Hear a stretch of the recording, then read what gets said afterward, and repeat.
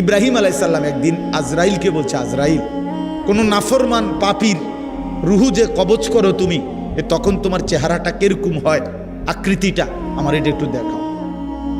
হযরত ইব্রাহিম আলাইহিস সালামকে আজরাইল বলছে, আল্লাহর কসম হে নবী, আপনি সহ্য করতে পারতেন না, আপনি এটা দেখতে চাইেন না।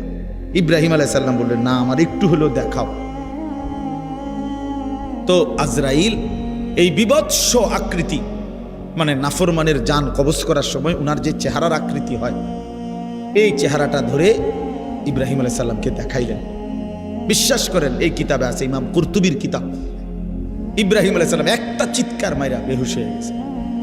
হুঁশ আসার পরে ইব্রাহিম আলাইহিস সালাম বললেন, আল্লাহর কসম, আয় আল্লাহ, মালিক আপনার কসম, কবরের আযাব, জাহান্নামের আযাব কোনো নাফরমানের জন্য কিছুই লাগবে না, শুধু আজরাইলের এই ভয়ানক দৃশ্য জান কবজের সময় একবার দেখলেই তার সারা জিন্দেগীর নাফরমানির শাস্তির জন্য এটাই যথেষ্ট।